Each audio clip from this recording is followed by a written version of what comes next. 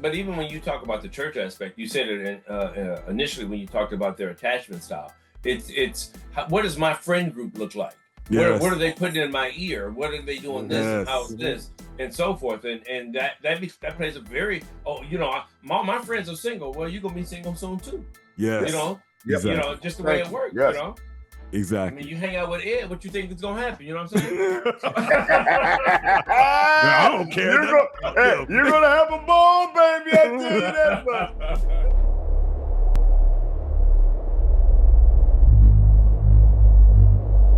Do you feel better? She pair bonded because the only stat we can measure is divorce. You thinking she pair bonded, but you don't know she was running through them at work.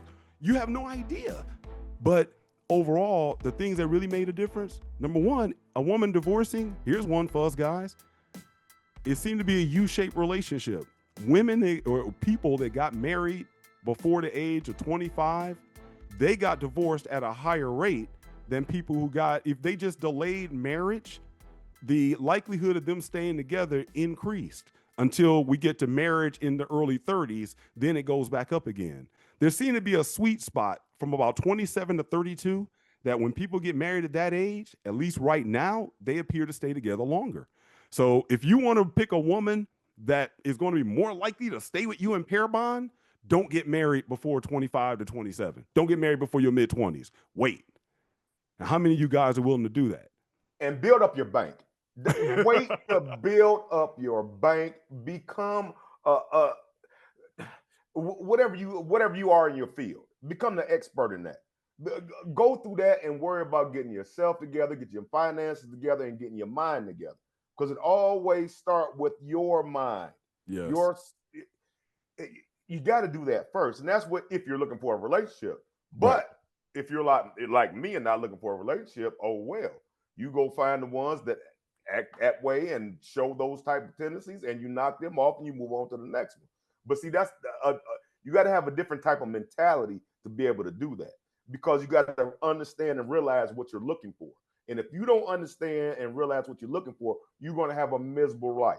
You're going to have to sit down and have a conversation with yourself on what you really want, because you cannot build a relationship with anyone else if you still messed up in your mind and you're still believing and it's in a stupid reality.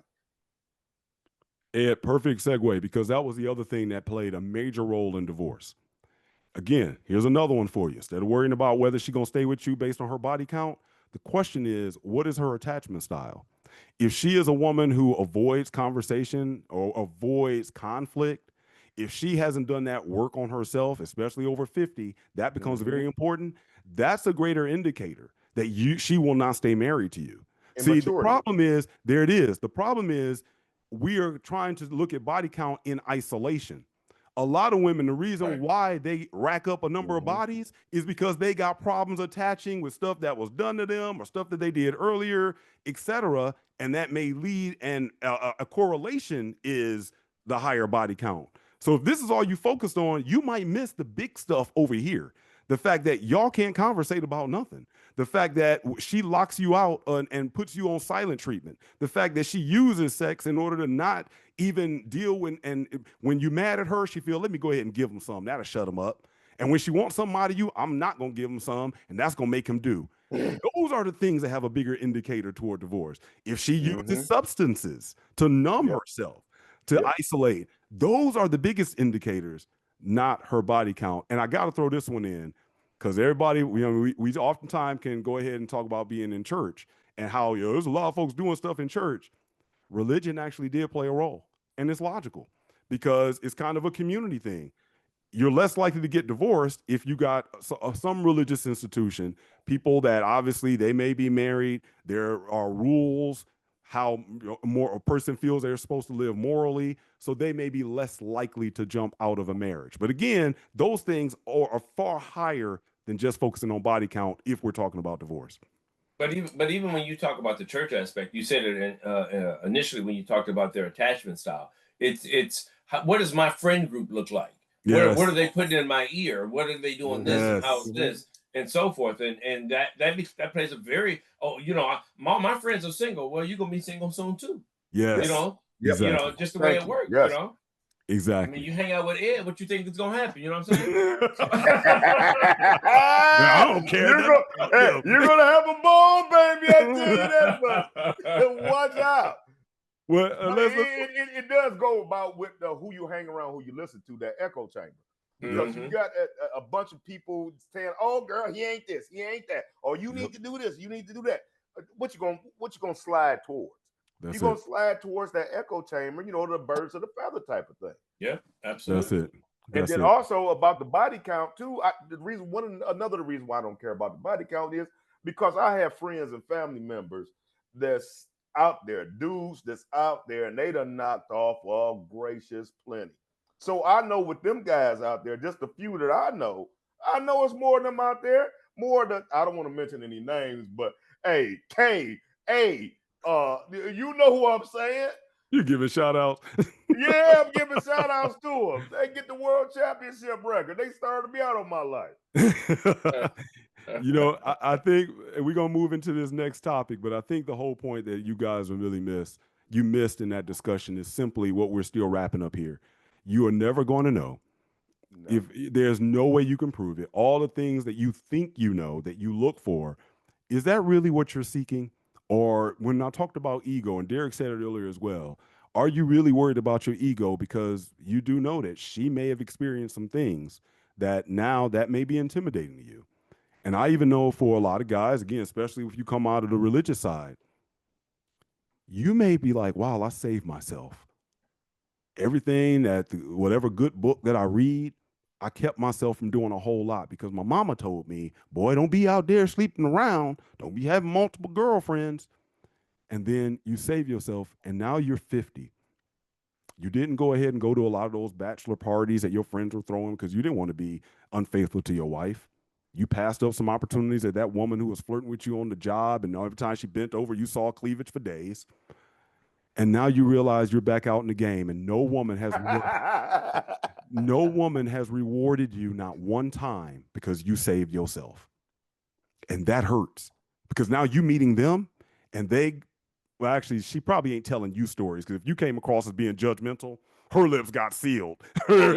She said, I only did it 3 times, and my kid is 12, 8, and 4. That's only 3 times and my husband did it.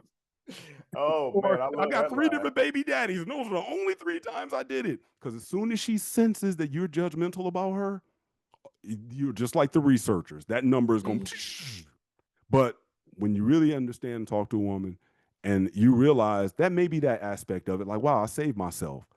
But no woman is going to reward you for that. I'm sorry to say that. But that still is a value. That's a judgment you make. But if you think you're going to get your reward down here from a woman, you just better wait on white Jesus to give you your reward. Because there's no woman that's going to give you here. Because as Derek said, she's going to be like, there's a reason why we like player men, because they have a certain amount of experience.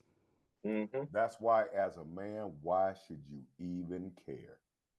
Why should you even care? That shouldn't be part of what's going to be your decision to either be in a relationship or to run out there.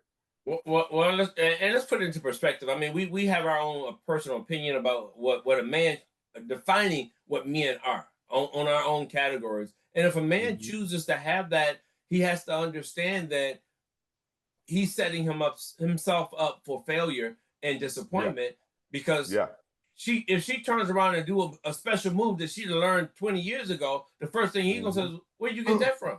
Yes. Right.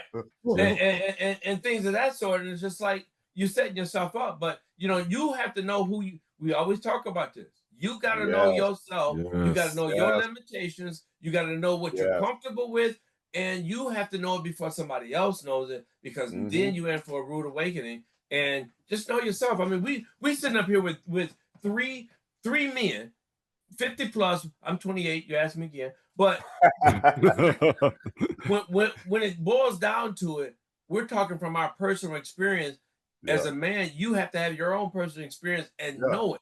Well, we're telling you what we've experienced, but your experience is your experience, and you got to know what your limitations are. I can handle this. I can't handle this. Yes. Hey, I'm okay with that magic genie. I'm okay with that version. Whatever. That's on you. You don't want to live with it.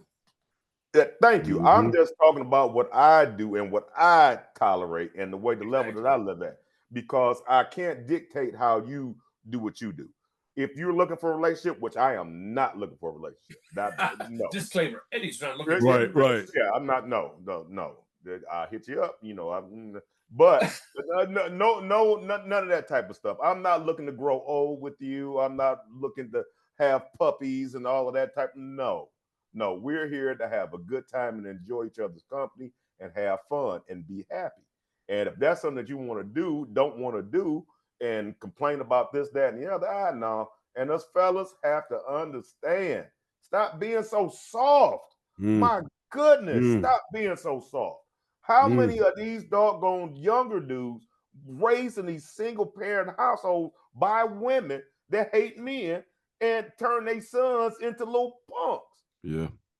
So a lot of that stems from that type of mentality being nailed in these kids' head. We need to go back to the old days. I'm sorry. Old days was better. You go back to the 80s and 90s when the pops and the all of them was there, bust you upside there. Nowadays, everybody too soft. Damn it, take them tight ass pants off.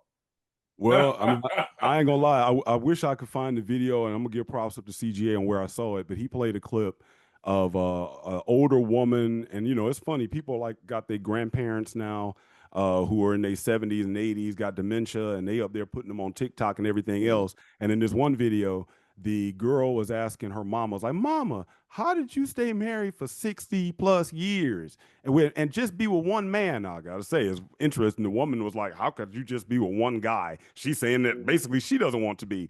But mama looked and was like, "Girl, just because I was married for 60 years don't mean I was only with one man." Yeah.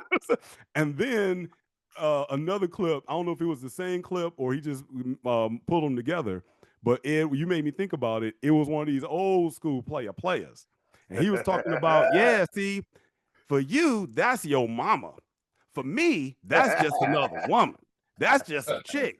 He was like, she'd come on down to the juke joint. She didn't have no money to get her favorite song on the jukebox. So I go ahead and give her some money. I had that van with the fifth wheel and the ladder on the back. Now, I know most of y'all thinking fifth wheel, you thinking about a trailer. No, we going to those old box conversion vans that had the wheel on the back of it with the ladder. And he was like, and I know he's like, everybody thought I liked February because it was Black History Month. I like February because that was the shortest month. That's when that woman got paid. She got that check and she'd come on over there to me. Bills wouldn't be able to be met. She come to me and she come on down to the juke joint. And sometimes I'll be mad because I'm getting ready to go in. I'm like, all right, I'm about to go in and get with her. And then I see my homies, or he didn't say homeboy. He said, I see my boy's van up there rocking. And I'm like, he done got her. He done sat up there and got her before I did. What we talk about, Sharon? What we talk about your friend and you got the old dudes are like, hey, got her before I did, damn it. You snooze, you lose. Hey, all I can tell her is she better rinse it out when she come by my crib. Rinse it out. Range it out. One thing it shows us too, though, for everybody that's thinking the girls are bad today, hey, grandma did it. Because again, to us, that's our mama, that's our grandmama. But to another guy, that was just another woman. So the old dudes had a little bit of, they could separate a little bit. But let's jump on this real fast. Because Derek, you made a good point. We talked about the last show. We use a few BDSM terms. We talked about a dominant, we talked about a switch, we talked about a submissive. And I want to jump to that because really what we were talking about with body count is that ability to be more focused about a woman's mind instead of where her body has been. And I think for me, I enjoy a power dynamic type of relationship. I do think that really all relationships have some sort of power dynamic because either you leading or either she's leading. Again, nobody walks up to a door and is like, you go, no, you go, no, you go. Somebody goes through the door, period. When decisions are made in a relationship, somebody is predominantly making the decisions. So, Derek, I'm going to throw it out to you. And you operationally define to you, dominant, switch, submissive, what would you say?